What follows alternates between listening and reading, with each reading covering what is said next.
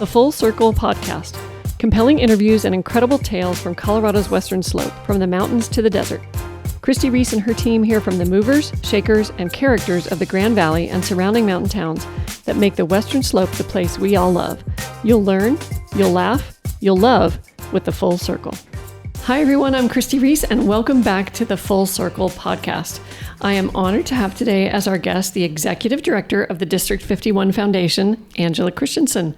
Welcome, Angela. Thank you, Christi. What a treat. I've really been looking forward to coming and chatting with you. Well, me too. We've always enjoyed chatting with each other. I think we get excited about school issues and helping students and helping teachers and helping the district. It's such a big, important part of why people come here. They want good schools. And so thanks to the foundation for everything they're doing. Oh, thank you so much. We have had tremendous community support, and it has made all the difference because of the key role that all of our public schools play literally across Mesa County. And it makes a difference for bringing people in, keeping people here, and just our quality of life more than anything. Yeah. Well, let's start with a little bit about you. Sure. Tell us about your history in Grand Junction.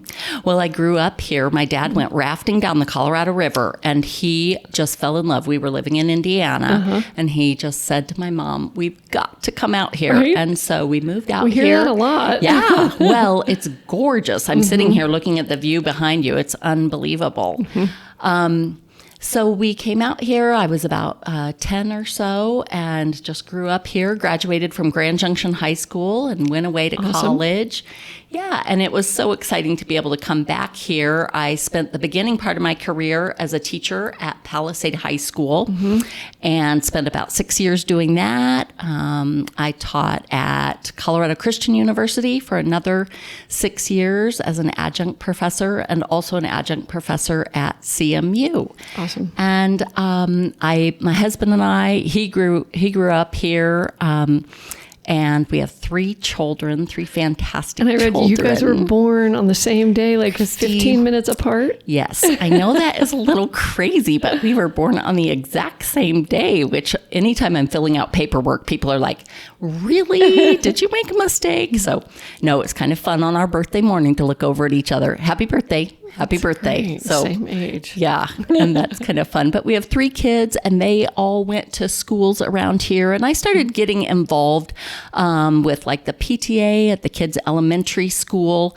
And I also started realizing the needs in our schools and seeing, the ways that we were raising funds were bingo and bake sales. And our schools need a little more support than that. Well, and those PTOs are so wonderful, valuable. They get the parents involved, but it's school by school. Right. And so there may be a school that doesn't have a very active association and they can really suffer for that. And so when I was asked to join the board of directors for the D51 Foundation, and that was quite a while back, about 12 years ago or so, I just said, yeah, this feels like a really good fit. The things that I had done really felt like it would make a great connection. And remind me, the association was formed in what year? Was it 2010? So this is our 15th birthday. Okay. And so that has been really exciting to celebrate. And so I served on the board of directors for 4 years, and then the executive director position became available. And I remember talking to my husband, and he said, "Oh, Angela, this just seems like it'd be such a great fit for you." And I think everybody would agree that it has been a great fit. And I think when people think of District 51, your name or your face just pops up like you are such a big part of why it's successful. So, well, thank you so much. I will be celebrating 9 years here. Wonderful. In October. So how did the District 51 Foundation get formed? Who was the impetus behind that? Right. It's a 501c3, and it really, we credit Roy Blythe as the founder of the D51 Foundation, but it was also a group of key community leaders, people like Norm Franke and Steve Meyer, Dan Prinster, John Williams, Dale Beatty, who just came together and said, lots of other school districts have foundations. Why don't we have one? And so they put in the hard work to create this foundation, and it has played a huge role in these 15 years. We actually were reaching a milestone, which I'll celebrate here, which is we've raised $3 million in those 15 years. That's fantastic. Yeah, it's been really exciting. And it's because we've had so many generous donors and fantastic board members like you, Christi, who served on our board of directors and generous donors. Your company has been year after year a sponsor at our White Ice celebration, which we so appreciate. Yeah. But you've just been supporters of so many different things, and we were one of the first Circle Fund recipients. Yeah. I still remember that. And we were really excited that our clients also voted to give funds towards the bond for Grand Junction High School, because that, as realtors, we were like, this really needs to happen. And we talked to our clients about it, and they all agreed, and the vote came through. And so we hope that helped push that vote. Yeah. Well, I'll have to tell you, that is where the foundation has played a key role as far as the leaders on the foundation. When you think about, we've had 4 bond elections, been successful in 3 of the 4. Chairs for that have been foundation presidents. We've had Kelly Flanagan ran the first one, and other foundation people were very involved in that. Then Dan Prinster, then Sarah Schrader, co-chairing with Tim Foster, and then most recently, Curtis Engelhardt, and Karen Troster. And now Curtis, I am excited to share with you, has joined our board of directors as well. We're so fortunate to have him. But really, the foundation has just tried to be a champion for, just like I was saying, the key that schools play in the economic success of our community. And so those, the passage of each of those, the first one, the mill has made such a difference in adding additional school days. The bond we have a new Orchard Mesa Middle School. And it's so beautiful. Dual immersion has a gym now. Those would not happen if we had not passed that. And then in 2021 to get a new Grand Junction High School, and just the hard work it takes to run campaigns like that. And then the most recent one is making differences. As you drive around, as anyone drives around, you'll see those banners up on schools that just say... And I see the construction work that's happening at the schools right now. Yep. And the sunset was taken off of the mill that was passed in 2017. And those are game changers, literally for generations in our community. We just had not been successful in passing bonds and mills. And I think people see it. The only way it happens is with enough people voting, and thank you for your support of all of those. You have really, donations, all of that. It takes money. Well, my kids both went to District 51 schools, and we loved them. Great education, great teachers, great staff, and we just wanted to make sure that teachers, They never get what they deserve, really. They work so hard, and I think they're underpaid. And so I just thought, if I can't raise teachers' salaries, I'll do what I can to help them in other ways. Well, that definitely makes a difference. I've got 3 of my children. Our oldest son graduated from Mines. He has a fantastic degree. He got a great education here. Yeah. My daughter just graduated from Baylor University. Congratulations. Thank you. That was fun to go to. And then our youngest is going to be a junior at Mines over in Golden. Yeah. Wow. And my hope, I guess, secretly is that they'll all move back here and bring future grandchildren down the line. But anyways, just putting it out there. Yeah, just putting it out there. But really, schools will play a huge role in that. Even if you don't have kids in the district, if you want a great doctor, we have to have strong schools, because people who are thinking about moving here look at all of those things. And so it's been exciting. Talk a there's so many things we could talk about. Let's talk first about fundraising. What are your major fundraising events? How do you raise $3 million over that many years? Well, we have a fantastic board of directors. We've really worked hard to get the key community leaders who are so well respected, and they go out and talk to people and secure donations. I know when you were on the board, you were doing that, just like our board members are. We have our president is Tawny Kelly, and we have a vice president, Keller Cabarro, and we've just added 3 new members. I talked about Curtis. We also have Sam Meyer, which is kind of sweet since that his dad helped start it. That's awesome. That was definitely fun. And we have added one more, and that's Tyler Dahl. And he is the From regional Alpine president Bank. of Alpine Bank and just did a fantastic fundraiser. We were the recipient of their golf donation, a little over $5,000, which it was fantastic. But our big event really is, we have one big event in February. It's always the first Saturday in February. It's called a White Ice Celebration. And for those watching and listening, you got to go. It's the party of the year. It really is so fun. It is fun. That is really what we have worked on. And we encourage our guests to wear white, gold, silver, and people have really been playing it up a lot. Last year, we had over 800 guests at the CMU ballroom.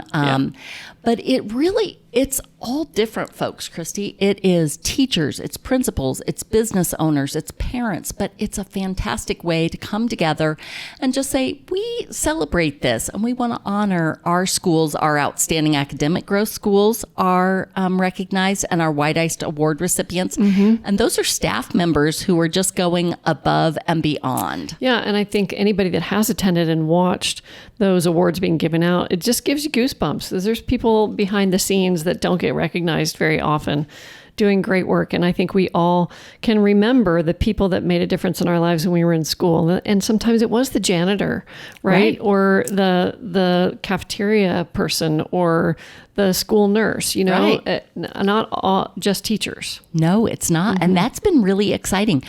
We had the head cafeteria woman out at Central High School this past year that was recognized. We've had a custodian, and we've had tons of teachers who are just, when you start reading those applications, and they're nominated by their peers, anyone can nominate someone else, you just start hearing about the fantastic things that are happening day in and day out in our schools across School District 51. But that's really our biggest fundraiser, but we have fundraisers all the time. During the month of August, head out to the Hot Tomato, and they are donating 1% of their funds throughout that whole month. We also are in the midst of Stuff the Bus. If you happen to be out at the mall right now, school supplies are always starts needed. Pretty soon, Angela. I know. It's coming up, isn't it? Yeah. Well, let's talk about where those funds go. What is, describe the mission of District 51 Foundation and where that money goes. And it's a really straightforward, easy mission in my mind, and it has stayed the same all 15 years, and that is raise funds for academic growth and achievement. Our schools are asked to do so many things, but the bottom line is they're there to grow kids academically. And so that's the first half of our mission. We're about raising money for academic growth and achievement. And the second half is to promote outreach to benefit kids and the community. And so finding ways to connect with our community just to share what's happening in our schools is our mission. As far as our funding priorities, I love them. They are ones everyone can get behind. The first one is we support professional learning for D51 staff members to grow kids academically. It is so important. And I think this kind of comes from my education and past, just how important having the most highly trained teachers in our classrooms is for our students. Well, and I've talked to some of the teachers that have been recipients of these grants. And I think, if I remember correctly, one was in the band program and would love an opportunity to go across the country and play with other musicians and learn new techniques for teaching the kids. And those things are expensive. And on a teacher's salary, they can't fit that into their budget. So this is exactly the kind of thing that District 51 helps provide. Absolutely. And over the years, we have donated over, we're now at about $160,000 to 400 staff members for professional learning, because we know that is the way all research would indicate that's how you grow kids academically. So our first funding priority, or one of the three, is professional learning. The second one is technology and innovation. And we're really supporting those STEM programs. We've opened up grant cycles for that, where teachers can say, you know what, this is the technology I would like in my class. This would really benefit my students and my ability to teach. And so we've worked really hard to support that, along with some fantastic support from Chevron. That has been a big push of theirs. And so that's been wonderful.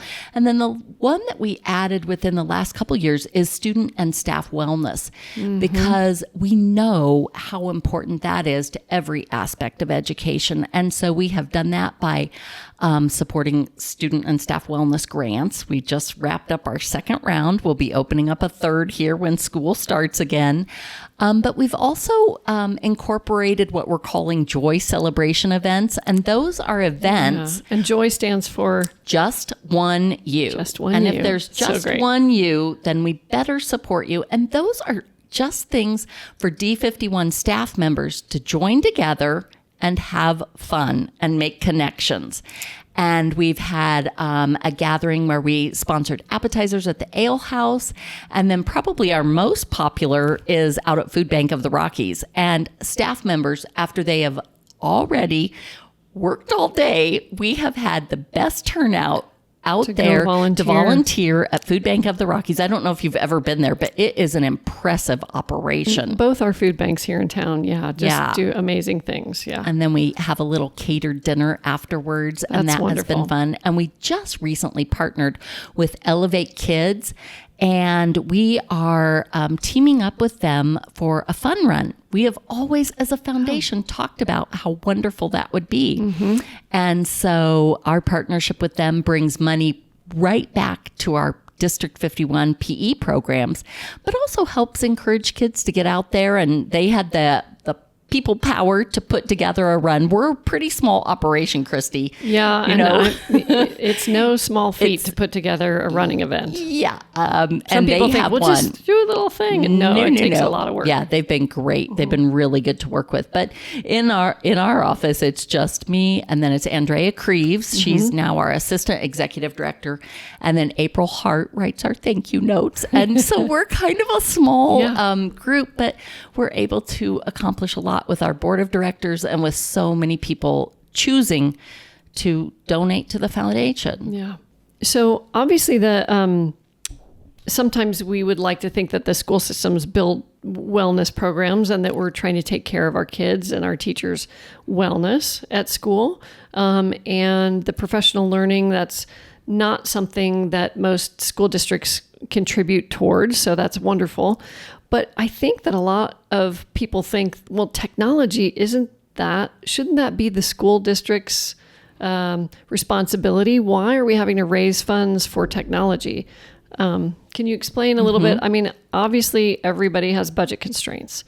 And you said that there's a process by which the teachers request something in the technology sector that would help them out. Is that right? Yeah, that's a good question. We have really 3 areas that we support with technology, because there are computers in the classroom, and that is part of, things that we have. The first one is First Lego League. And so we support that with a big influx of money to support that for high schoolers and for middle school and elementary. And so that has been one thing that really, it would be very hard to support that just through district funds. So we have done that. In addition, we've done those grants. And then the one that I'm very excited about are our 21st century digital classrooms.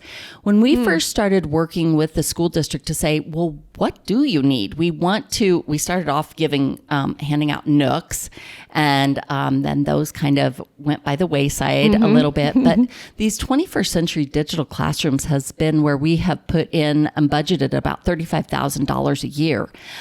With the help of School District 51, we were able to have 10 classrooms that are now, and what we find is in the new buildings, you've got all the new updated technology, but in most of our buildings, they need just a boost in their classrooms. And so this provides large interactive screens for the teacher to teach with, even things like that help with people who might have a little challenging time hearing things.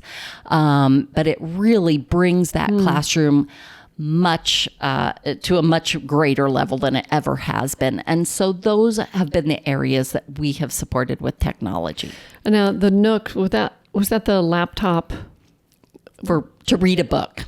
And you could make it so that the font, and this, we're talking like right when the foundation started. So I remember this when I was on the board of directors, so like 13 years ago. But one of the big things was that you could make the font big.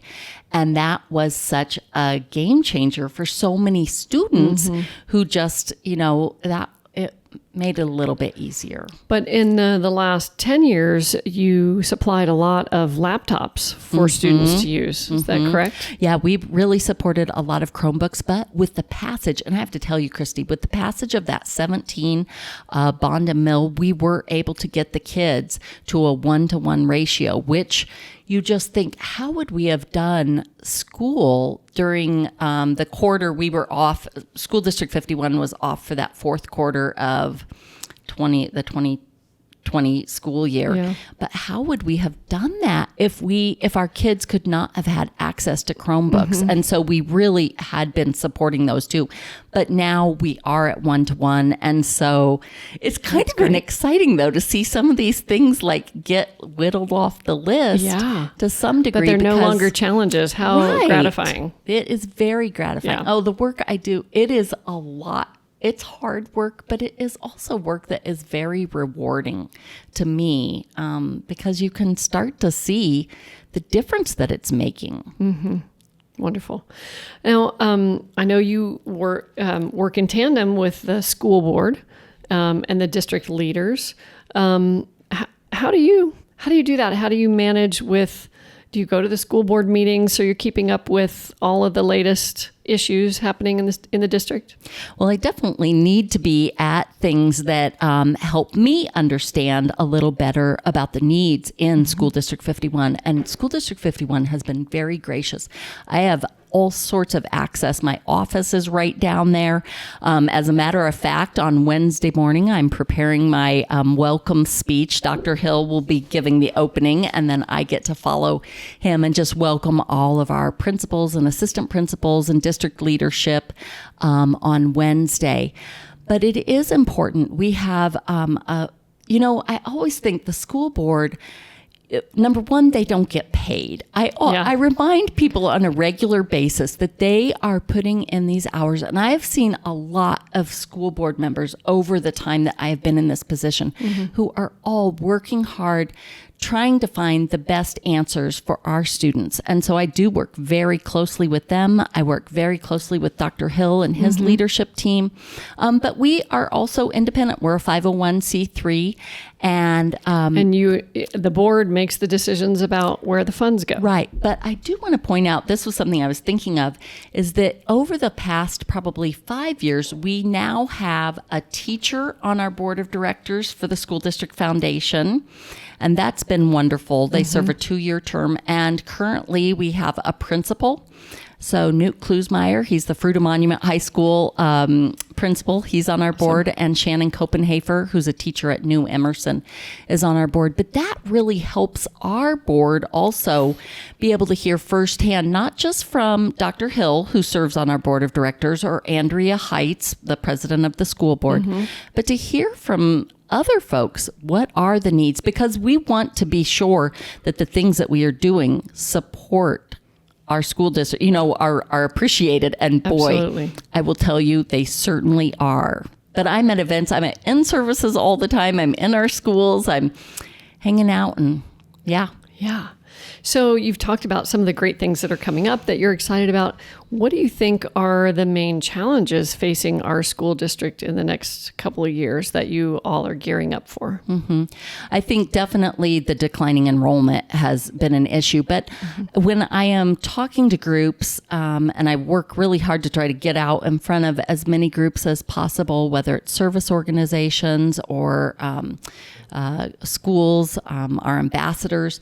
But the declining enrollment is an issue, not just in Mesa County, but it's in Colorado. Over the summer, I meet with executive directors who are doing the job that I do all across the state of Colorado. And it's interesting. Professional learning for you too. It is professional and it is fantastic. I always come back with good ideas, but they are dealing with that with school closure. We have folks from Cherry Creek and Poudre Valley, Douglas County, Denver Foundation.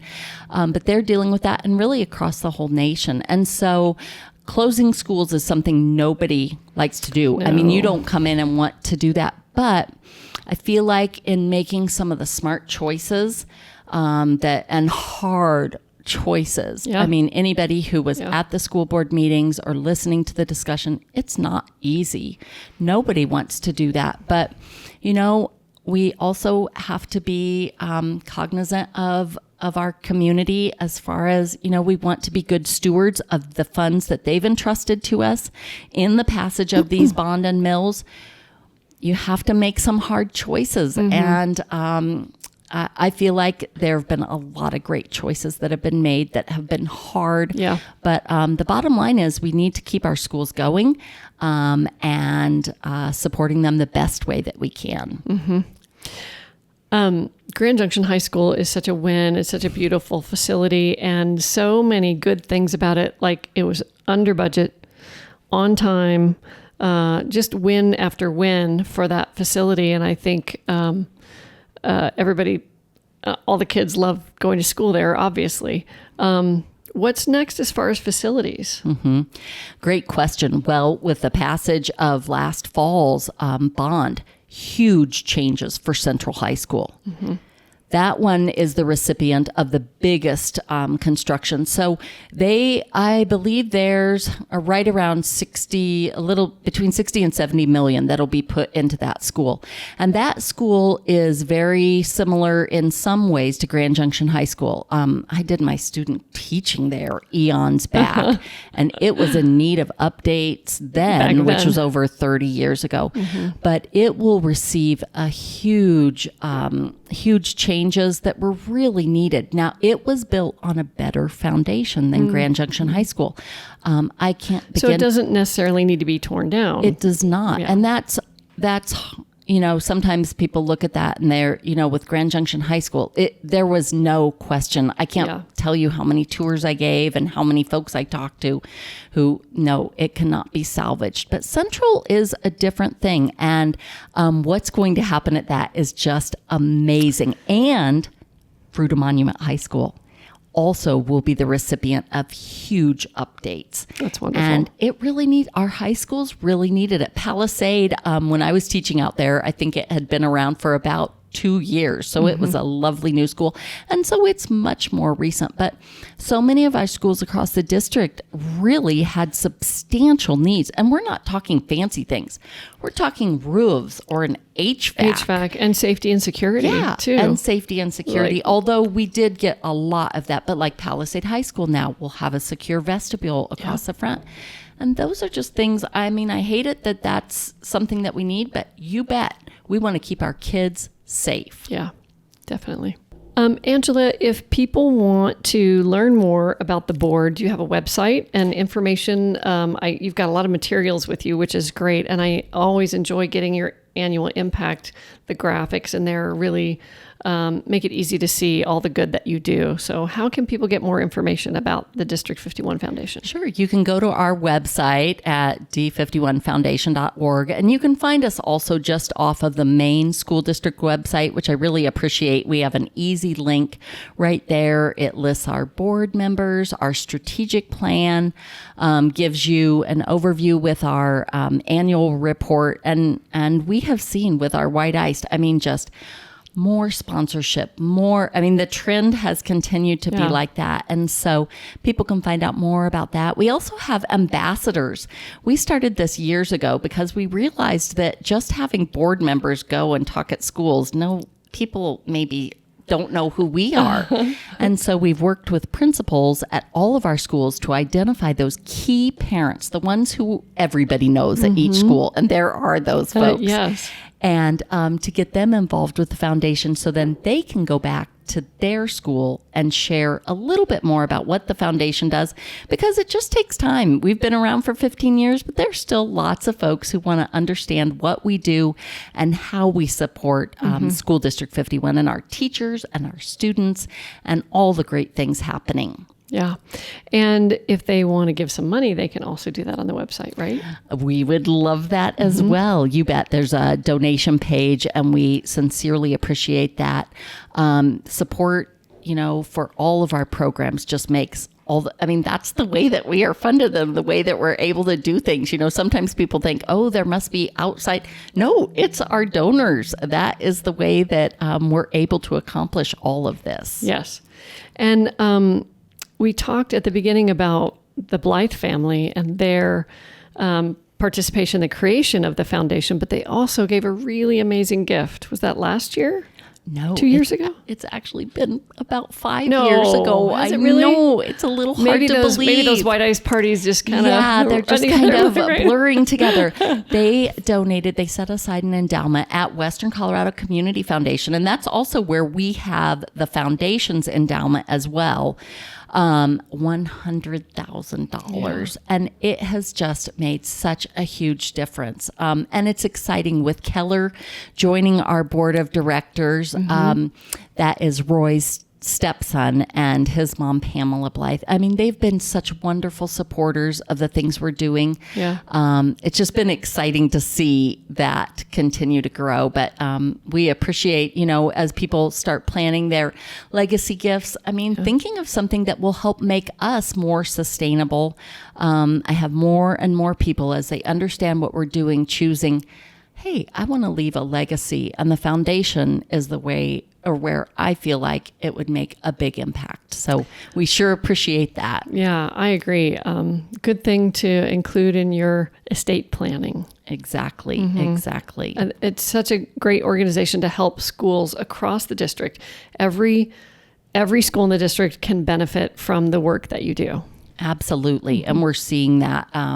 It's very fulfilling work to do. Definitely. I don't know if we have time. I have a little something fun to give you. Please, yes, we do. Our summer swag that has been kind of a hit across School District 51. Well, first of all, it has been hot. I don't know if you've noticed. Yes. It's been a little hot in Grand Junction. So I'm not going to pop this open, but it's a darling little sunscreen for the front of your car. Awesome. Does it say District 51 Foundation? Well, it sure does. Okay, good. It definitely does. And then who doesn't need a pair of sunglasses?